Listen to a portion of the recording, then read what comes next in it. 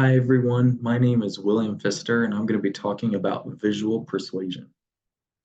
So visual persuasion is the act of taking images and artwork and using them to persuade somebody through a type of medium.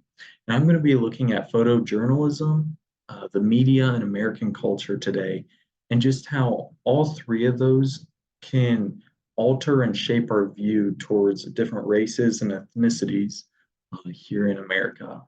And just how I also want to talk about the different precautions that we should have when using visual persuasion.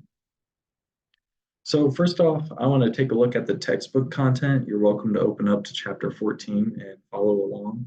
But what really captivated me was the power that images have over our thinking and our biases that we can come up with. I just think that it's amazing how images and artwork are up there. We can just really tend to lean towards those pictures. So we've often heard it said that seeing is believing. And I think this is true, but there's some cautions here because images and artwork can be used for manipulating purposes, as we'll talk about later here. Here's an example. As you look at the slide, there's an artwork of a German, sorry, by the Germans, the Nazis, who tried to make the Jews look inferior and who were helping, quote unquote, the Allies. And this was a type of propaganda used to make the Germans want to dislike the Jews even more. And another thing to look at is syntactic intermediacy, which is don't take the logic of visual persuasion literal. Like, let's say we have an advertisement of somebody drinking a Coke, and the person who's drinking the Coke is smiling. Now, the advertiser is going to want to make the viewer think that if they have a Coke in their hand, that they will be smiling and that it'll make them feel good or look good or, all the types of things that they might be trying to persuade. But this is not true sound logic and should be used as a caution.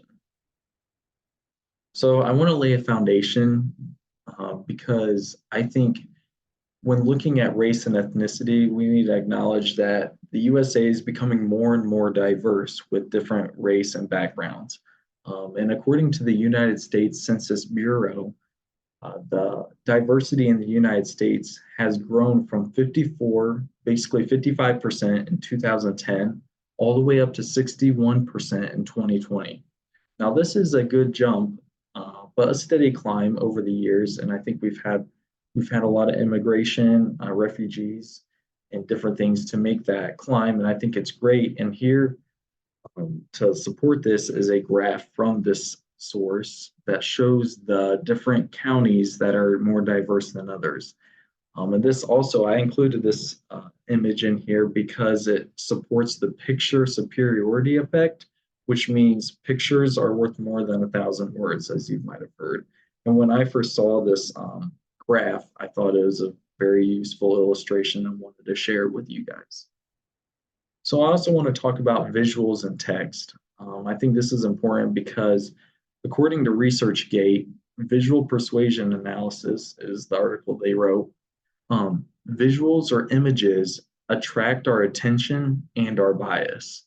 So let's say we're reading through our textbook, it's chapter 14. The pictures in this textbook, at least for me, captivate my eye and really take my focus from the text to the picture.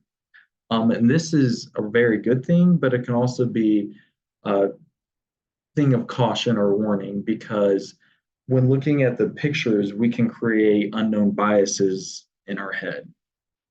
Visuals also alter viewpoints and can make us think different thoughts that maybe I'll get into this here, but maybe we thought one person was trustworthy in one photo, but then was not trustworthy in another photo.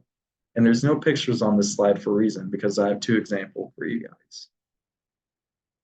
So here's our first example. As you know, this is Tom Cruise and Scarlett Johansson. Why did I choose these individuals? I don't know. There's no correlation at all. But after giving you guys a minute to look at the slide, do you see my test word on the slide? Take a look. Okay, it is down at the left bottom corner, and it is the same size and font as all my other slides. The only difference is that there's two big images on top. And so like most people, you're captivated to the images and are going to just tend to focus on the images and miss other information down below.